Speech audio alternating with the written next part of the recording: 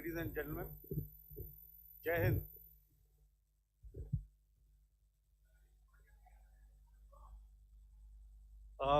Welcome to this special press conference on Operation Sindoor.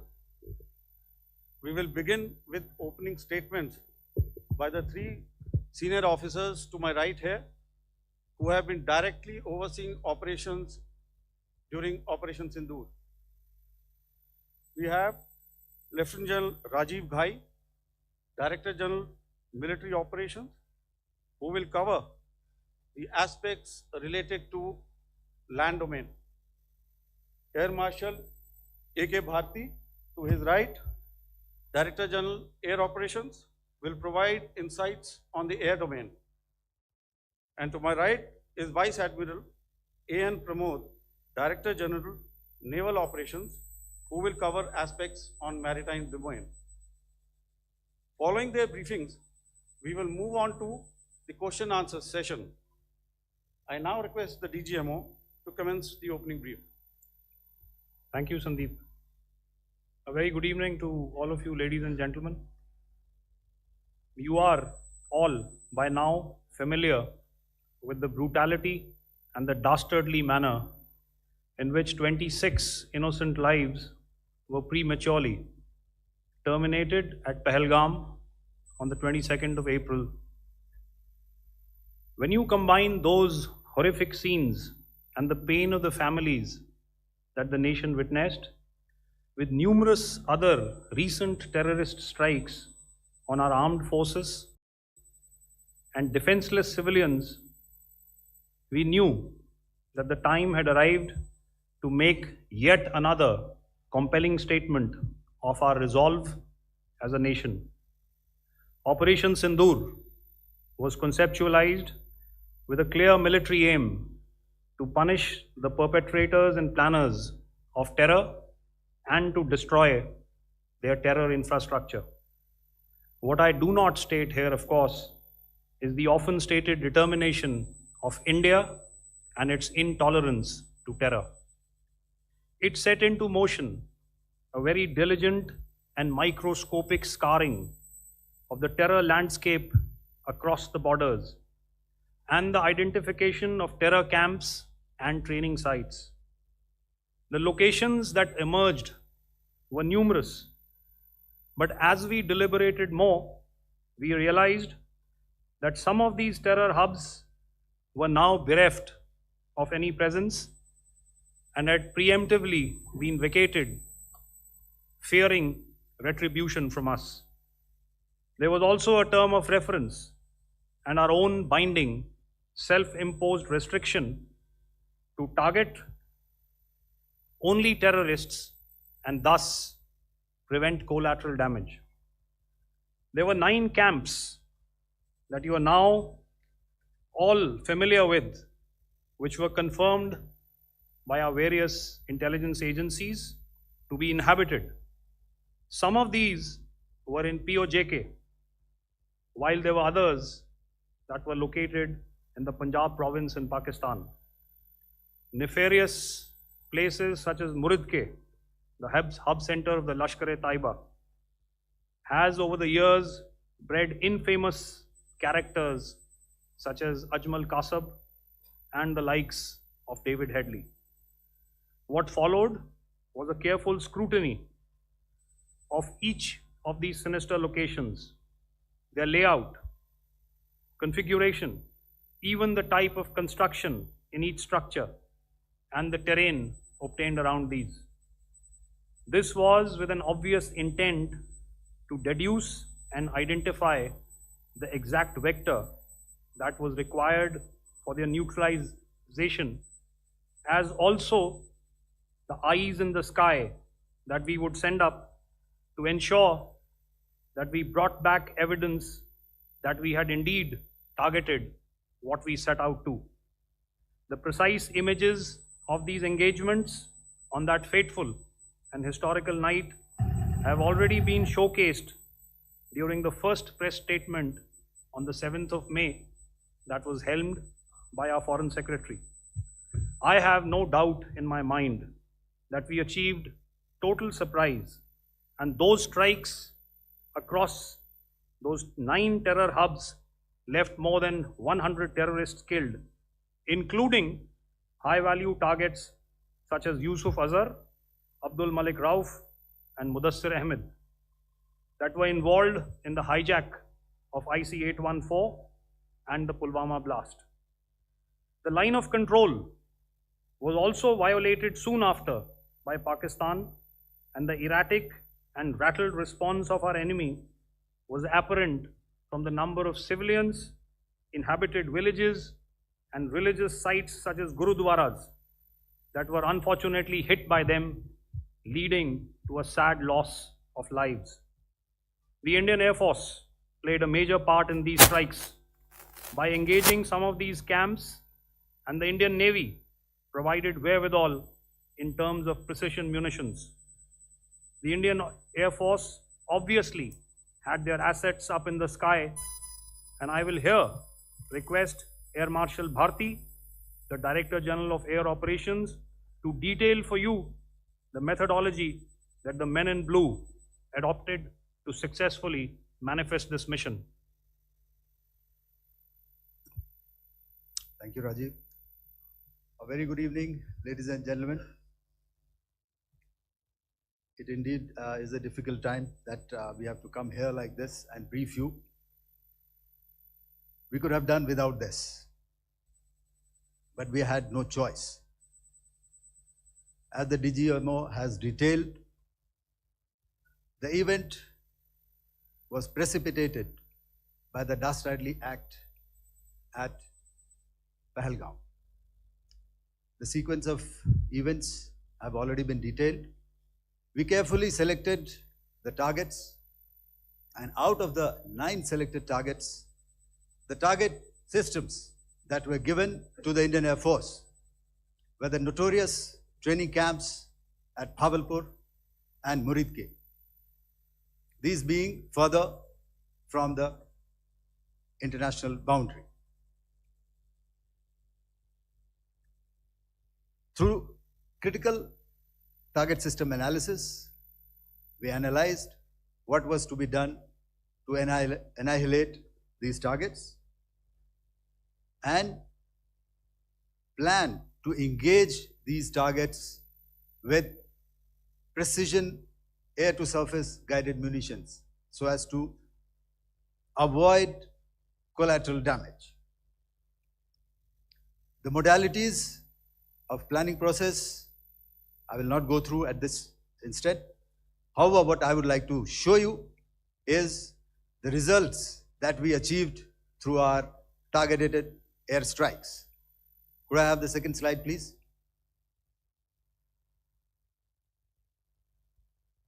Yeah, change, please.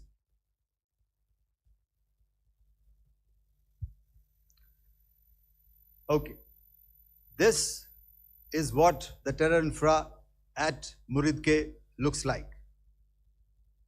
If you see, north is as indicated, and to the right is east, where the international boundary lies. Could we have the next slide, please?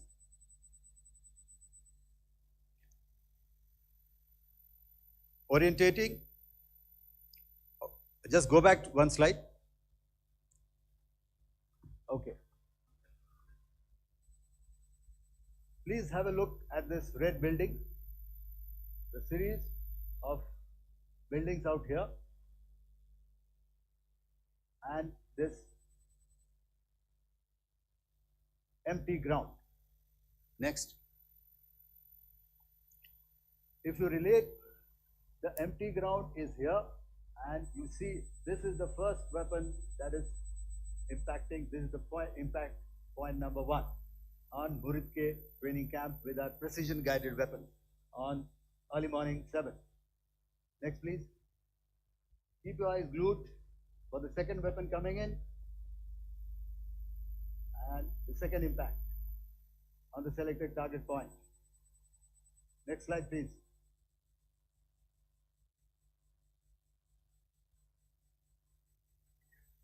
Third weapon, third impact. Continue. and fourth weapon, fourth impact. So through these targeted and precision targeting, we addressed the target at Muridke, which was the turning infrastructure. Can you hear me? All right. Okay, I'll come closer to the mic. Now we go to the next target, which is the Bhavalpur training camp. Next slide, please. Okay, just wait. So the effect, if you see, the impact point, if I can point out, this is the impact point. The ammunition has gone through the roof and it has created a blast inside, the photographs of which you would have, all of you would have seen. And the red building, after that, there was this double-story building. It has been completely decimated by our precision targeting. Next, please. The target system, which was in the north, a series of buildings. I'll show you how it looked. Next. Completely destroyed by our precision targeting. Next. Now coming to Bhavalpur, this is the target complex that we are dealing with, a fairly large target complex. So we had to carefully choose the points that we needed to address, which were high value and which would meet our stated objectives of eliminating the terrorists. I would like to draw your attention to this red canopy, and in relation to that, I would cover the targets.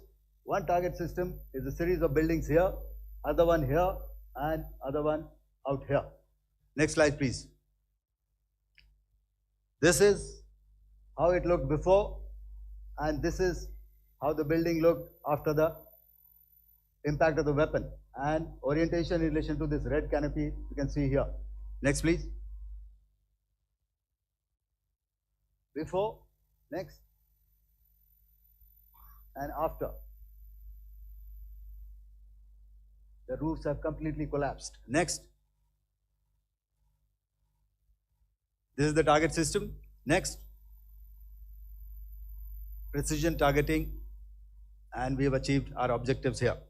Next. All right. So that was what we did on the 7th. Our objective was to address these two terrorist camps, and that we did with precision. And thereafter, we maintained a robust air defense posture, because remember, our objective was to target the terrorist and terrorist infrastructure, not any other infrastructure, not the Pakistani military, not the Pakistani any other infrastructure. So that is what we have maintained on the 7th of May. However, what we saw in the evening of 7th of May, we were saturated with a raid of Pakistani unmanned aerial vehicles and small drones. And these came in waves in our civilian areas, over our military installations, and all of them were successfully intercepted. Few of them did manage to land. However, there was not much damage that they did. And we have our robust counter-US hard kill and soft kill systems which did the job. However, the difference here was that we had targeted the terrorists. The adversary now has targeted our civilians and the military infrastructure. So it had to be responded to. So in a quick and calibrated response, that very night, we struck their radar installations at Lahore and close to Gujranwala, the LYT installation, to indicate to him that we are ready, yet we do not want to escalate. Our fight was with the terrorists and not with the Pakistani military establishment. Thank you.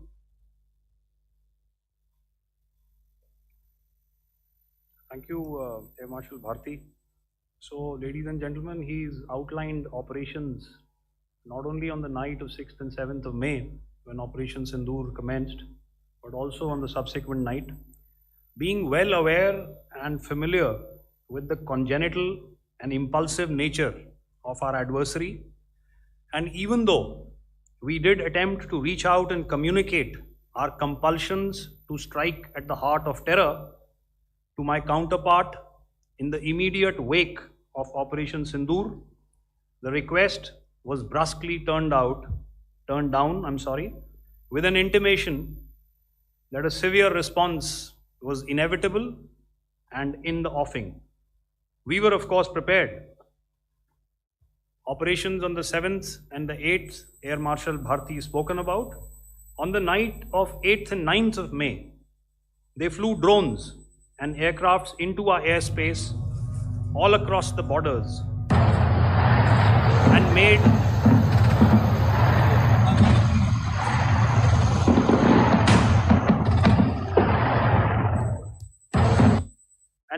largely unsuccessful attempts to target numerous military infrastructure. Violations on the line of control by Pakistan also commenced yet again and precipitated into fierce arty engagements. The air operations on the night of 8th and 9th of May, I'll yet again request the DG Air Operations to cover.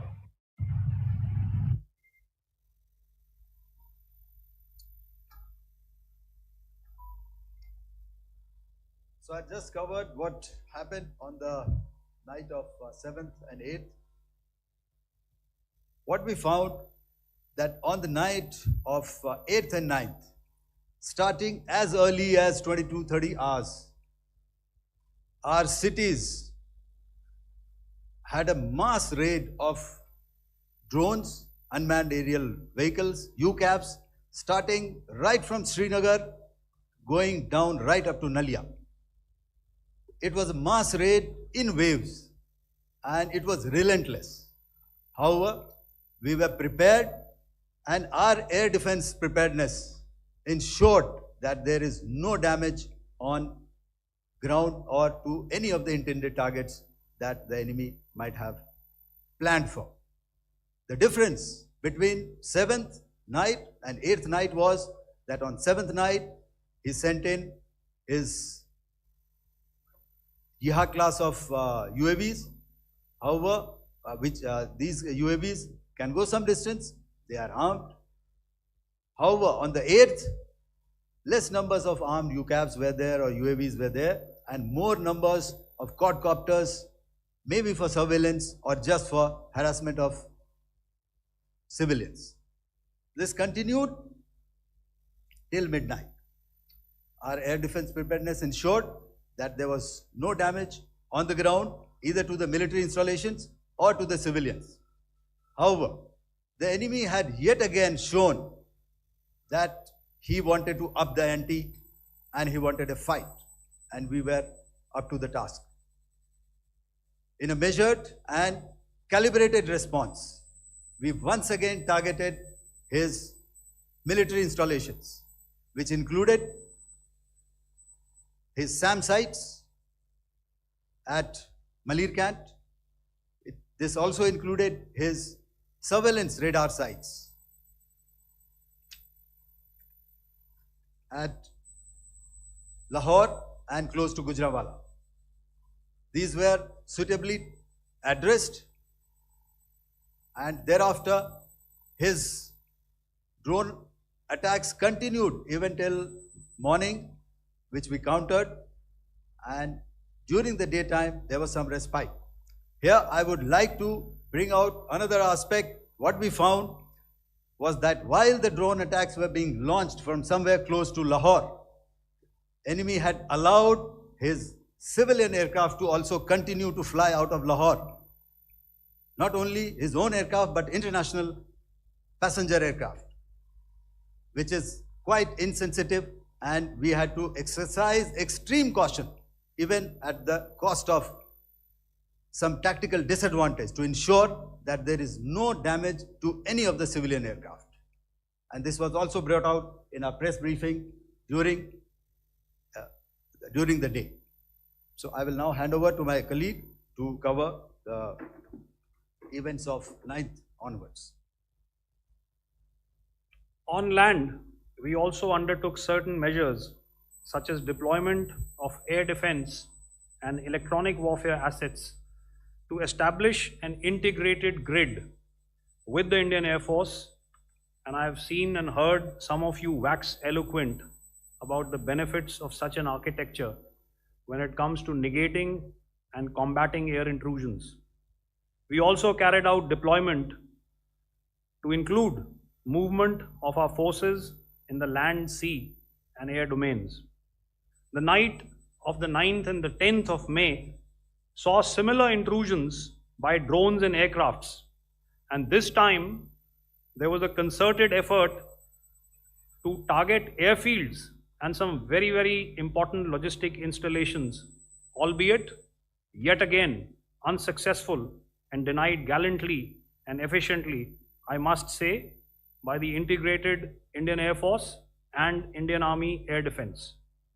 We further strengthened our deployment and also initiated some pressure points to send a very clear and unambiguous message to the other side to desist from any misadventures on land.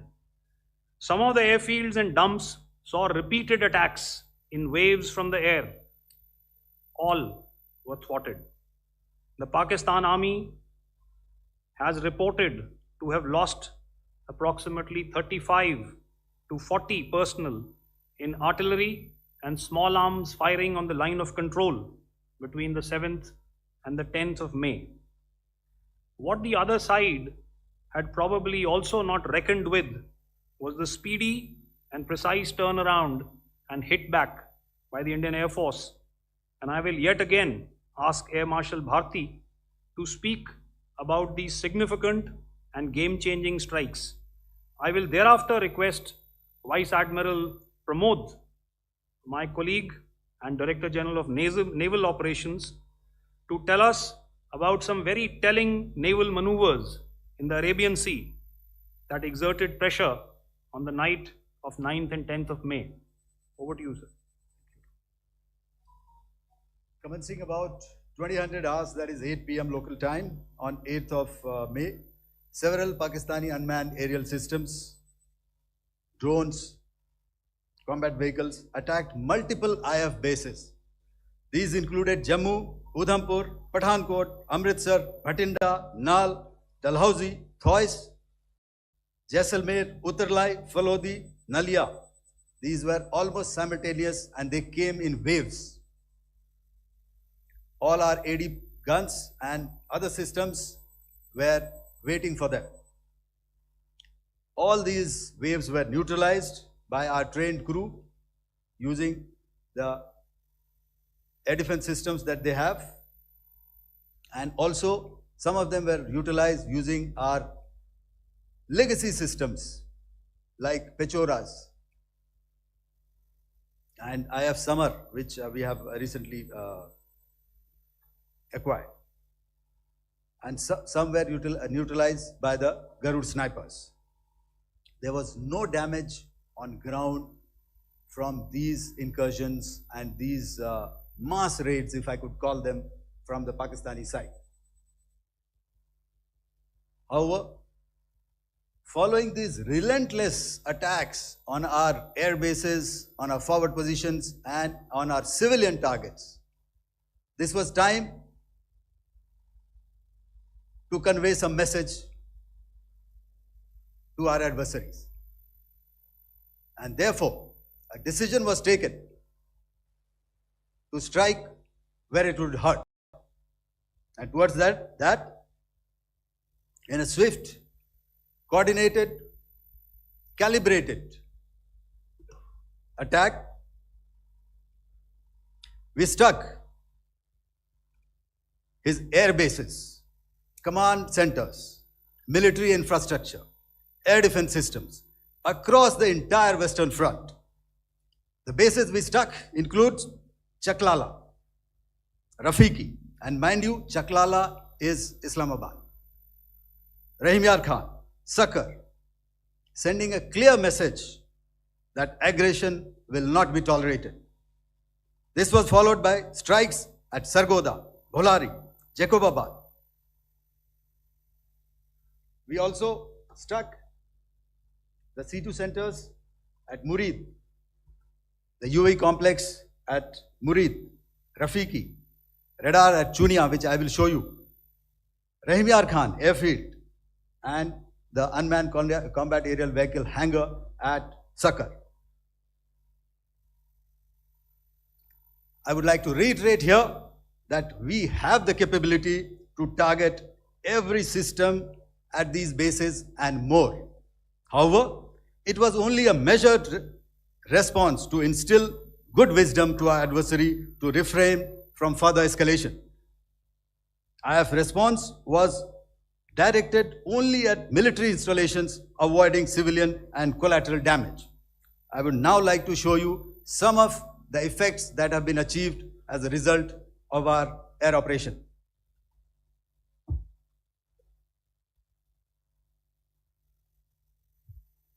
Here is the Pasroor air defense system. If you could see, zoomed up view.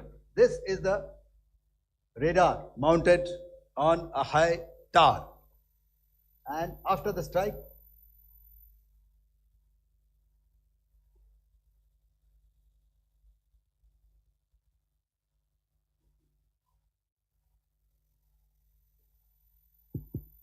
thank you. Can you hear me? Yeah, thank you. And after the strike, this is what has happened. This radar has been taken out, completely burnt. Next slide, please. The Chunia air defense radar, which was taken out on 7th and 8th. This is the radar site. Very clear. But what you see very clearly is the after effect after we have stuck. The radar head has been completely decapitated. Next slide, please. Arifwala air defense radar. In this complex, you see how it looked before, blown up image, and after really blown up. Next. Now coming to Sargodha airfield. Remember, this is one of their important airfields wherein they have a lot of assets, F-16s, other assets which they keep getting, training institutes. And we have stuck this airfield. It is not, if you zoom in here, then one impact point here on the runway and second impact point of our weapon, precision weapon on the runway. And if you see this blown up, repairing going on. Same here. Next. Rahim Yar Khan. This is the area we have struck. A deep strike out here and one complex here. So this is how it looked before, and same. You see a big crater, another crater here, and this complex after strike neutralized. Next. Chaklala airfield, Noor Khan, once again a major air base, a lot of their logistic assets out here. This was the chosen complex that we intended to strike and convey a message. Next slide, please. This is how it looked before, and this is how it looked after our strike. Next. Sakar. We chose the radar site at Sakar. This is the radar site, and after it was struck, this is the aftermath, completely burnt out. Next, please. Aircraft shelter. This is how it looked before the strike, and this is how it looked after the strike. The roof of the buildings completely caved in and burnt. Next. Bolari airfield, aircraft hangar. This is how it looked before, and this is how it looked after the precision strike. Next. Jacobabad, aircraft hangar, and this is how it looked after. Next. So what I'm trying to convey here, ladies and gentlemen, is to start with, our fight was neither with the Pakistani military nor with anybody else who's there on the other side. Our fight was with the terrorists. We neutralized the terrorists that we selected to be neutralized, and thereafter we only maintained the air defense posture. However, we were relentlessly by his UCAVs, by his drones, and by his other unmanned aerial systems. And that left us with no choice but to retaliate, and yet our retaliation was calibrated, it was graduated, and it was proportionate. Thank you.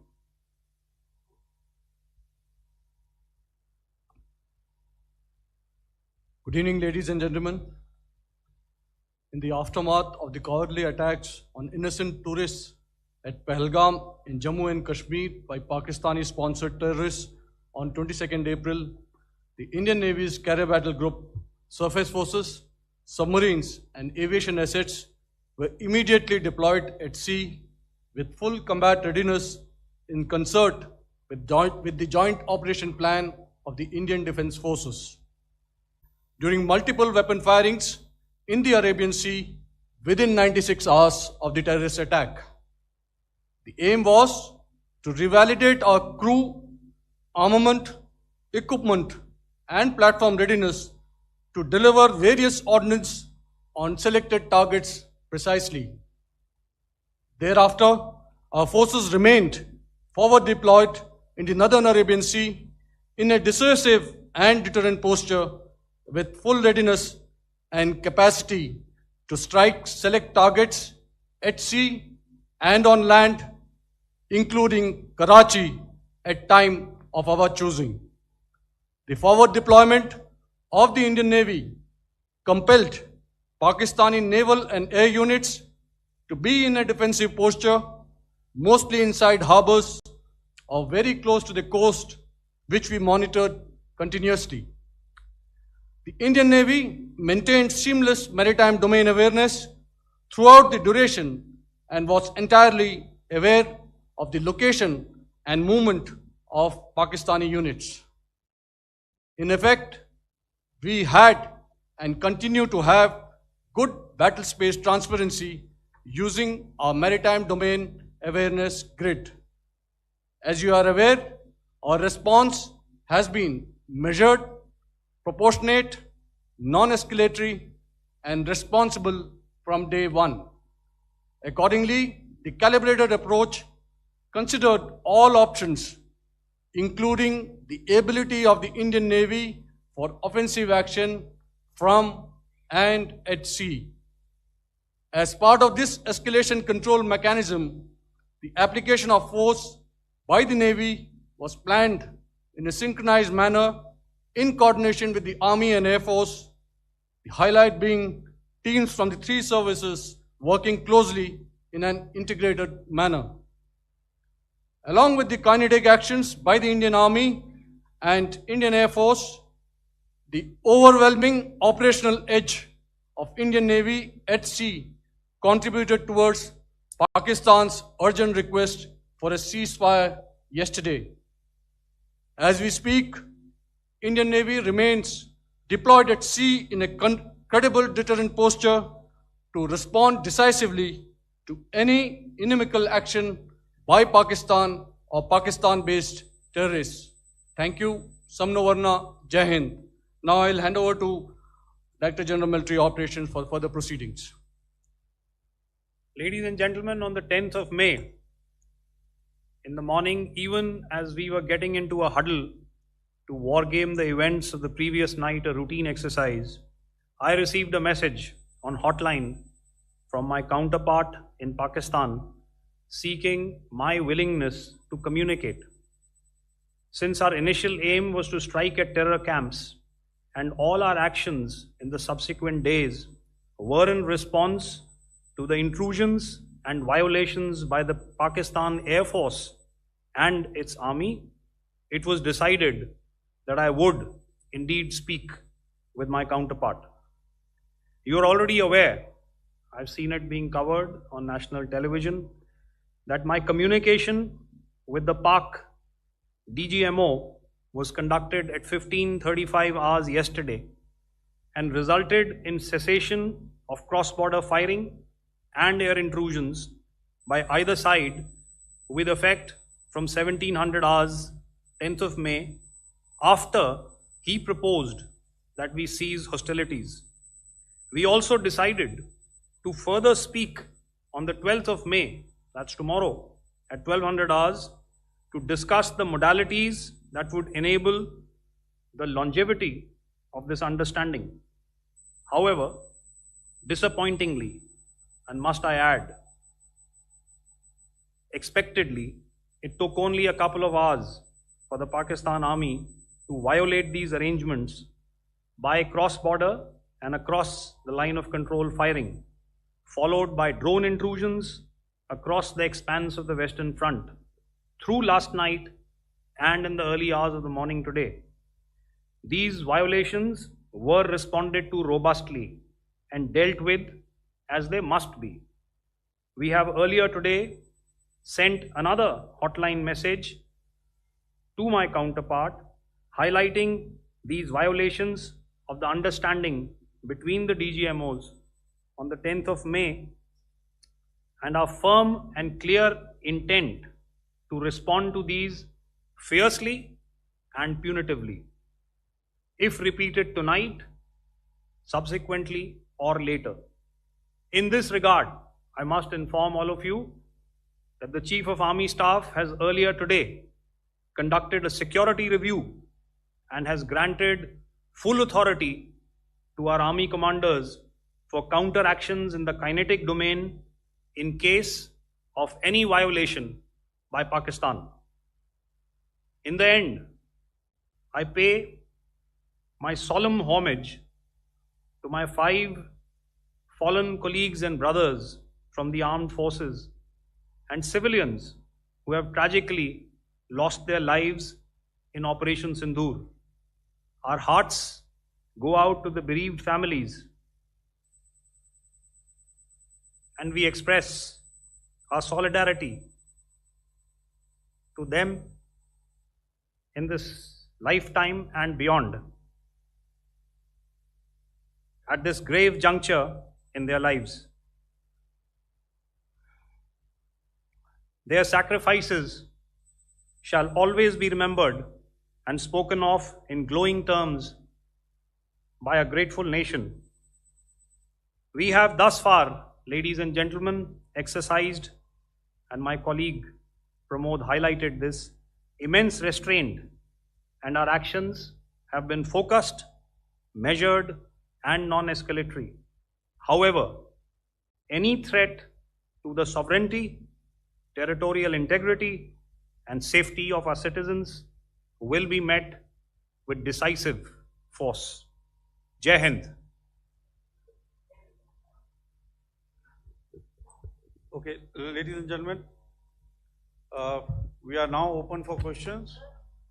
All right, now since I would not know all of you, I would hand, and once I indicate, I expect you to please give out your name and the media group that you belong to.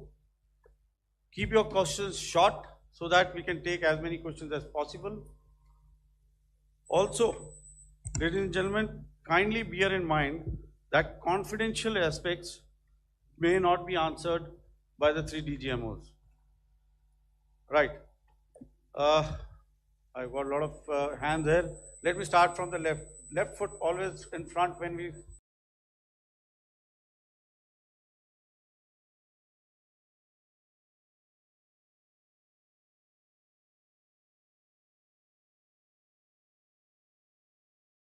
start marching. So here we have to the left, okay, yeah, 238.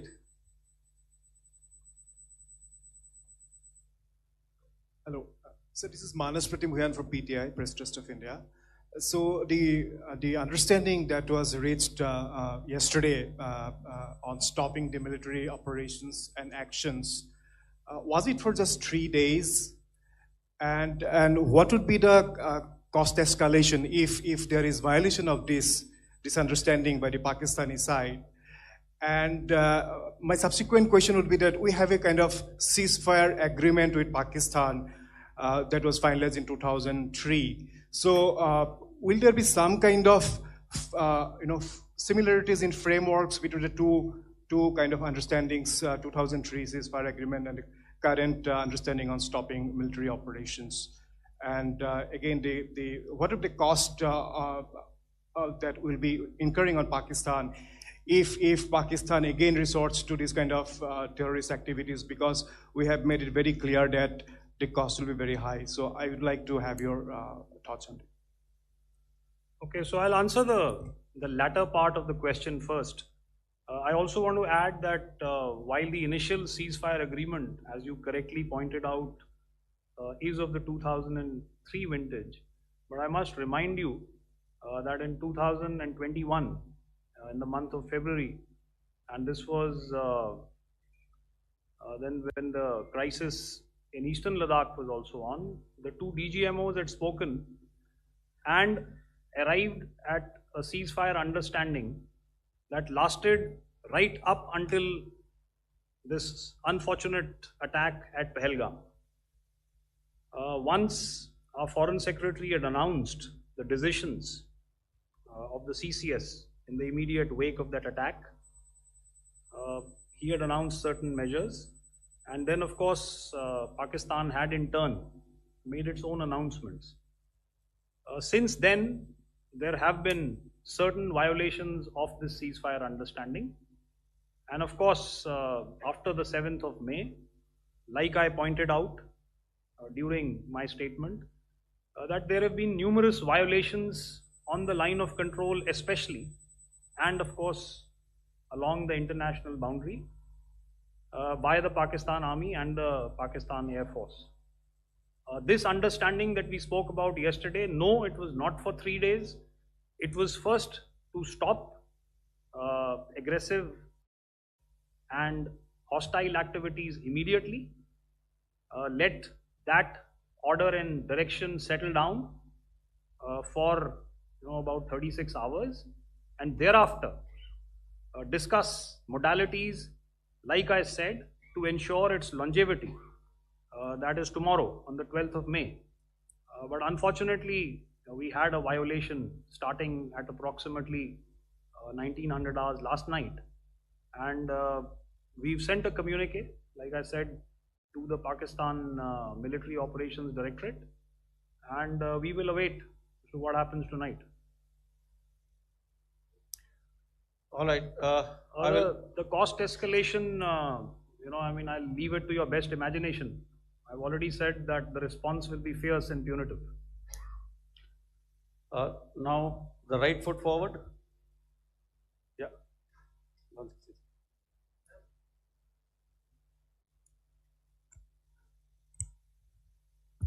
Sir, I am Ajit Dubey from ANI, sir. Sir, my question is that you talked about the loss of lives to the Pakistan army, that was around 35 to 40 kills secured by the Indian army. Sir, can you tell us what would be the total loss of life to the Pakistan army in both army and air force attacks, sir? And how good was the performance of the BrahMos, Scalp and the S-400 during the operations? And sir, since we just one line, no multiple questions, please. Sir. All right. And since sir, we have achieved such a spectacular, we have made good achievements in this entire operation, can we say that we have emerged victorious, or we have a big upper hand over the Pakistanis in this entire conflict? Thank you very much, sir. So I'll answer the question about the loss of lives on the other side. Of course, there are various means to ascertain that number. There is information from various agencies that come in. There are, of course, on the line of control, other ways to find out as to what has been the effect of what you are doing there in ceasefire violations. So therefore, I mentioned 35 to 40 on the line of control, and please remember that once Operation Sindoor was launched, the responses of the Pakistan Army were also on Indian Army or the Indian Armed Forces infrastructure. Let me put it that way. So that's why I did not cover casualties of the Pakistan army, at least in the initial phases of battle, because those were not our targets. Our targets were terror oriented. And of course, later, once they launched air intrusions and air operations on our infrastructure, we've used heavier weapons, and of course there would have been casualties, but those are still being assessed.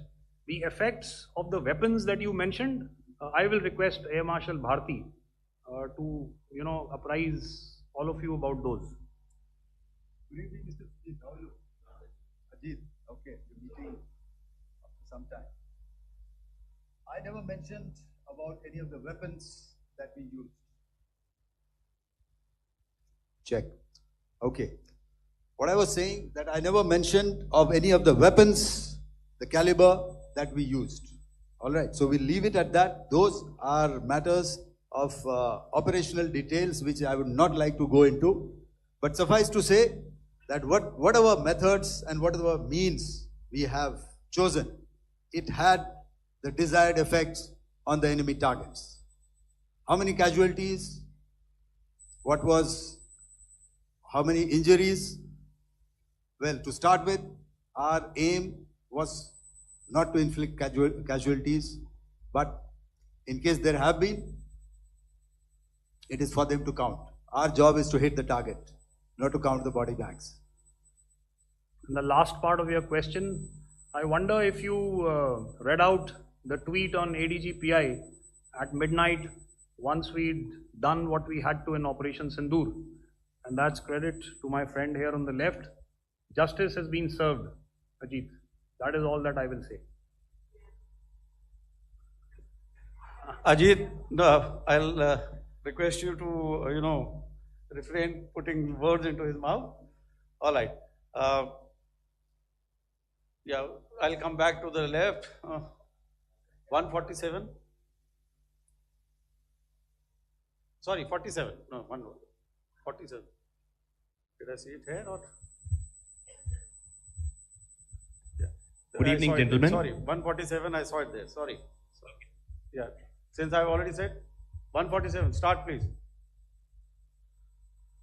Hi, sir. Good evening. This is Shivam Patel from Reuters News Agency. Thank you for giving me the opportunity.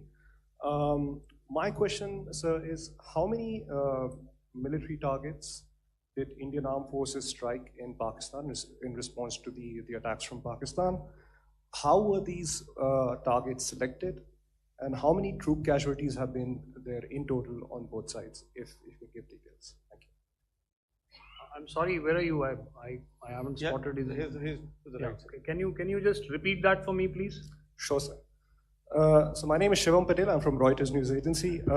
My question is, how many military targets in total did the Indian Armed Forces strike in Pakistan in response to the attack from Pakistan?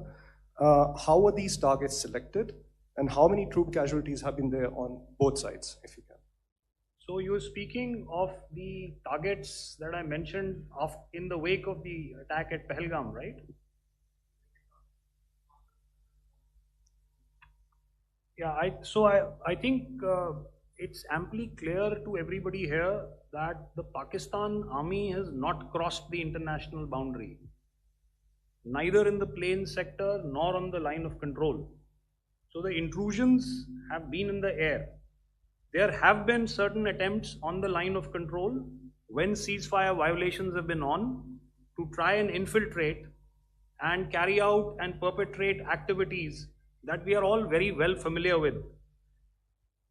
Whether these are by terrorists or by the Pakistan army or its special forces and commandos is difficult to say, but each of these have been effectively thwarted. So therefore, as far as engagements of military targets on the other side is concerned, I thought Air Marshal Bharti covered those very well and in detail, and he also mentioned as to how they went about targeting those. I think those images were very clear and very, very graphic in telling us as to what we needed to hit. And you'll remember right at the outset I said that we even went into what was the construction in each of these locations and therefore decided on the vector that had to be utilized. Please.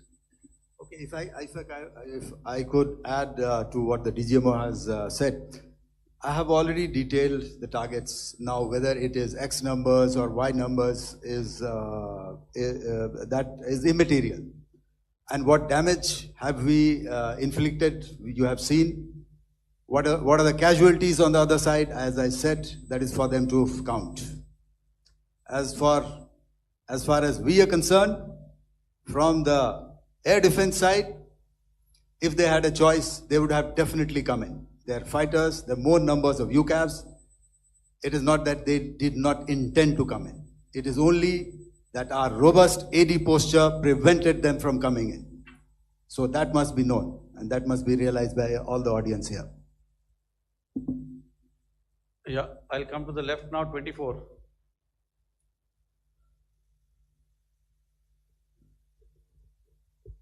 Good evening, sir. This is Anvesh Rath from Z. Sir, I wanted to know on the first briefing, which was done by FS and two representatives from Air Force and Army, you showed a list where there was 21 places in that list. You have stuck 9.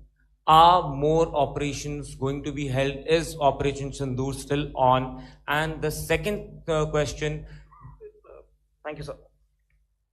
Thank you so much. And also, I want to congratulate all three of you for a fantastic operation that you guys have done.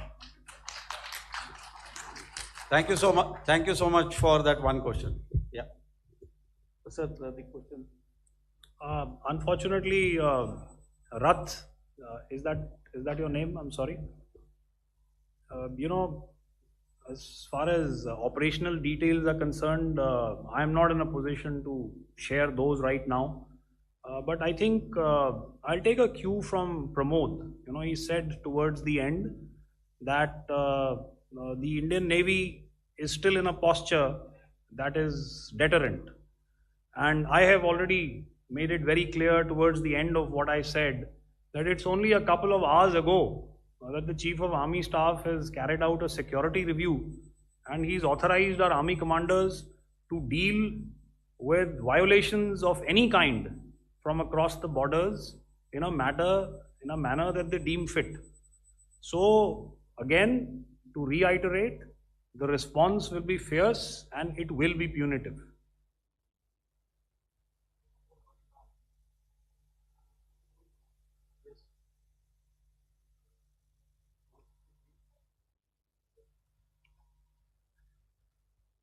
I'll go back this side now.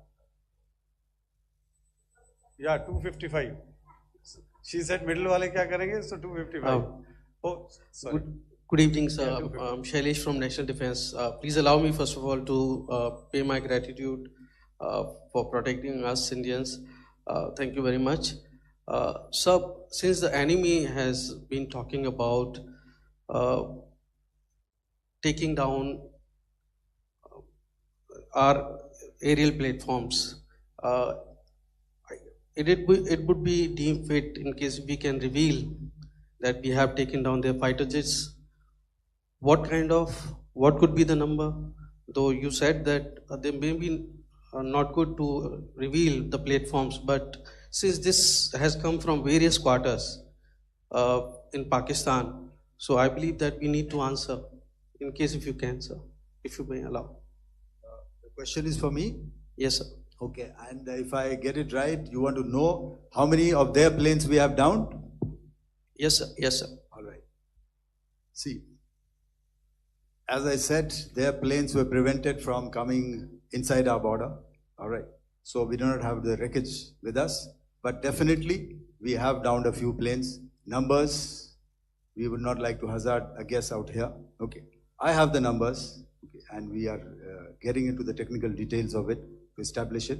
So I would not like to put a figure at this time, but definitely there are losses from their side which we have inflicted. Were Please don't ask. they fourth generation plus, sir? See, sir, you're putting words into my mouth. Why do you say fourth generation? Let us make it high tech. Thank you so much, sir. All right. Yeah, 163.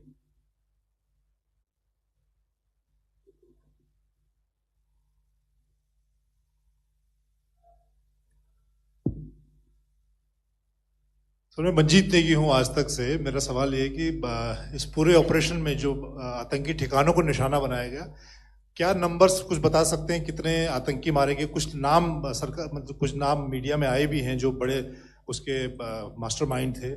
और एक सवाल जो आज air force ने भी एक tweet किया कि ऑपरेशन सिंदूर अभी जारी है और सरकार की तरफ से भी कहा गया।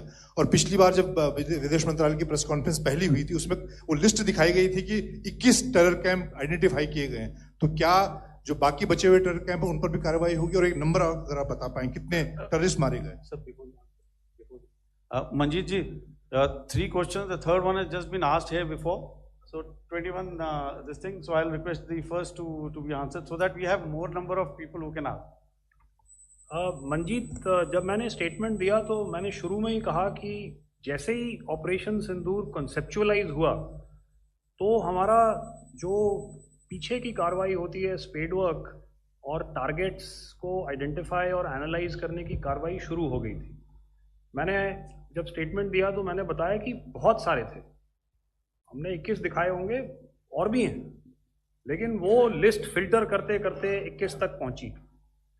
अब क्या आगे एंगेज किए जाएंगे? अगर ज़रूरत पड़ेगी तो ज़रूर एंगेज किए जाएंगे, लेकिन मैंने बताया कि इस समय जो इंट एजेंसीज ने हमें बताया कि फलाने कैंप में प्रेजेंस है, हमने उनको एंगेज किया। कुछ नाम मैंने लिए, कुछ नाम अभी पुख्ता किए जा रहे हैं। मैंने आपको बताया कि जो इंट एजेंसीज ने अभी तक असेसमेंट किया है उसमें उन्होंने कहा है कि तकरीबन 100 से ज़्यादा मारे गए हैं। और एक आज आपने तस्वीर भी देखी कि काफ़ी प्रोमिनेंट जो फ्यूनरल था, काफ़ी प्रोमिनेंट एक जो हस्ती हैं वो ऑर्गेनाइज कर रहे थे, और उस फ्यूनरल में और कौन कौन लोग अटेंड कर रहे थे वो तो आपने देखा ही। तो आप लोग सब समझदार हैं और मुझे ये कहने की ज़रूरत नहीं है कि इन लोगों को कहाँ से सपोर्ट मिल रहा है। अगर नहीं मिल रहा होता तो ऑपरेशन सिंदूर नहीं होता, तो उसी की वजह से है ये ऑपरेशन। तो मेरे ख्याल से मैंने आपके सारे सवालों का जवाब दे दिया। Ma'am, sir, next is from 17। Sir, मेरा नाम अंजू निर्वाण है, GV9 भारतवर्ष से। सर, मेरा सवाल ये है कि ऑपरेशन सिंदूर में हमारी जो इंडियन नेवी है उसके बारे में सर थोड़ा सा बताएं कि किस तरह की उसकी भूमिका रही, क्योंकि हमने इस दौरान सर देखा कि बहुत सारी स्पेकुलेशन भी रही और ये बोला गया कि कराची तक हमारी नेवी ने ऑपरेशन किया है। तो सर इस पर थोड़ी सी क्लैरिटी चाहिए। और सर हमने कौन कौन से फाइटर एयरक्राफ्ट डाउन किए हैं, अगर उसका भी थोड़ा सा क्लैरिटी मिल जाए तो अच्छा रहेगा।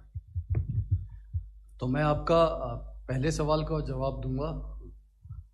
I will make few sentences and leave it for your imagination. First of all, as I mentioned, we have quantitative and qualitative edge to deliver a massive blow to our adversary, and we completely dominate in the maritime front. Indian Navy's action is part of the escalation ladder mechanism which we have worked out amongst 3 services. This time, if Pakistan dare take any action, and Pakistan knows it, what we are going to do. That's all. आपके सवाल का जवाब मैं पहले दे चुका हूं। इसलिए मैं बस उस तक ही सीमित रखूंगा और इतना कहना चाहूंगा कि आने वाले दिनों में आपको खुद ही पता चल जाएगा और ऐसी बातें छुपी नहीं रहती हैं, तो पता चल जाएगा। So at this time we'll just let it be. Okay, ladies and gentlemen, we have 1 or 2 more questions, sir. So please, they are going to be outside. You can speak to them there also. 104.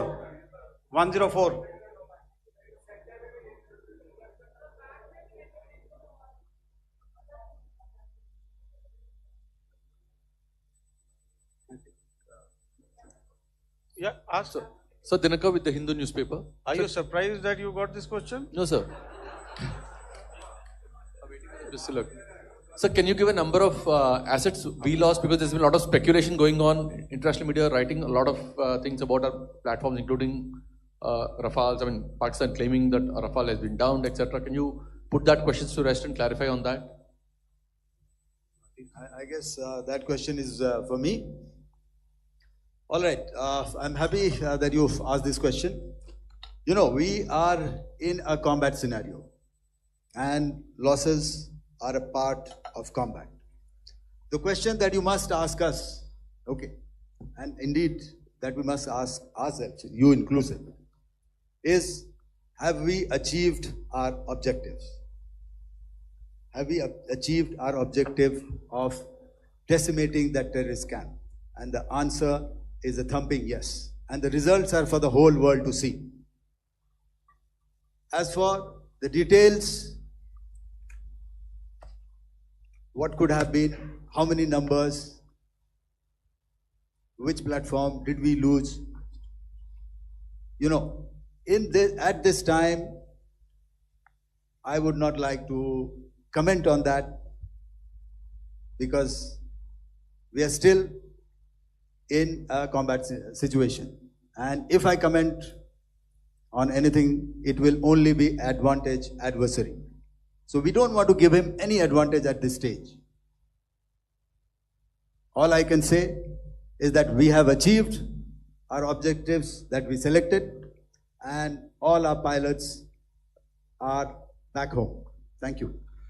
Okay, hold. Please don't. Please be civil here. So we'll have 220 now.